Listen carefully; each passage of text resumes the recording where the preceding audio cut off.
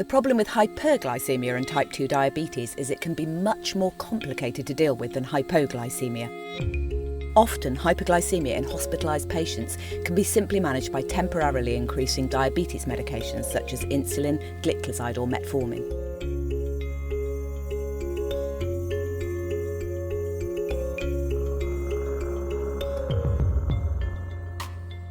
High glucose levels are common, especially in those with diabetes who are very unwell, and they can be managed safely. DKA is rare in people living with type 2, but they have a 1 in 500 risk of HHS as a result of mismanagement whilst in hospital. It's very tempting to give one-off doses of insulin without a proper assessment in response to high blood glucose levels, but this action can sometimes mask more serious clinical situations, and a decision made last thing at night without adequate consideration could lead to harm. Let's take a worst-case scenario. It's 11 p.m. and Mr. Jones is on the ward. He's in his 70s, has type 2 diabetes, is on metformin, and his glucose level is 28 millimoles per litre. Ketones aren't elevated. He's very unwell with an infection and drowsy. The duty doctor's called. 2 units of insulin are prescribed. Mr. Jones' glucose level comes down to 14.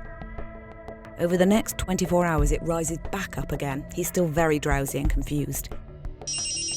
The next night, a different duty doctor prescribes a similar dose. Next morning, Mr. Jones is diagnosed with sepsis requiring intensive care. To be safe, avoid one-off or stat doses of insulin without a proper assessment of the patient. Do be aware of hyperosmolar hyperglycemic state.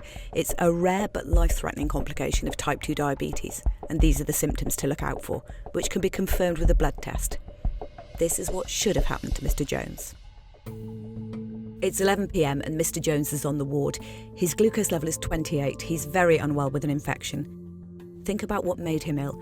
Sepsis, a cardiac event, and other infections will all produce adrenaline and cortisol, mobilising glucose into the blood and suppressing the effect of insulin, causing glucose levels to rise. Check for ketones. DKA is rare with type 2, but it happens. Ask the lab for blood tests. His HbA1c may help you work out if his high glucose levels are linked to the current crisis or not. Consider requesting urea and electrolytes, venous blood gases, plasma osmolality and other tests relative to the clinical situation. Those in a hyperosmolar state can register falsely low on a glucose monitor. And check for dehydration. Treat accordingly. Do you need to adjust any antibiotics? Is he on steroids, pushing up blood glucose levels? Could they be reduced? Does he need to stop his metformin and go onto a variable rate intravenous insulin infusion to manage the high glucose levels? In this case, yes, because he's unwell and not eating or drinking. Stat insulin doses are only appropriate if the patient is generally well. You can only make these decisions if you've undertaken a comprehensive review. Make sure you've gone to see the patient.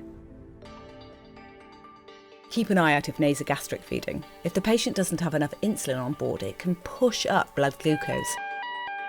If there's a blockage or feeding stops for more than 2 hours and insulin has been administered, it can go the other way and cause hypoglycemia. It can be difficult to keep blood glucose at target level in hospital. For those with diet and exercise controlled type 2 diabetes that's slipping out of control, there is a rescue treatment. If glucose levels stay above 12, you can give 40 milligrams of gliclazide with breakfast and again with the evening meal. Keep checking blood glucose levels before meals and bed. Talk to your diabetes team about discharge, and do consider renal function when prescribing gliclazide, as kidney injury can increase its effect. Number 1. Identify and treat the underlying cause of the high blood glucose levels. Is your patient unwell, drowsy or dehydrated? Consider HHS and follow guidance. If your patient is not unwell, not dehydrated, is any action necessary?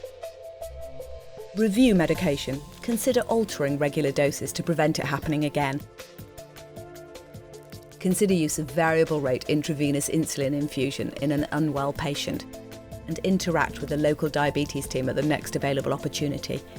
Make sure you always undertake a proper review of the patient. Without doing this, you'll not be able to make an appropriate treatment plan. Assess their ability to self-manage and review their insulin use. Always remember that the symptoms might be the first presentation of someone with type 1 or type 2 diabetes. There's information and guidance for insulin doses, ketone management and intravenous insulin infusions available on the wards. If you're not sure, ask.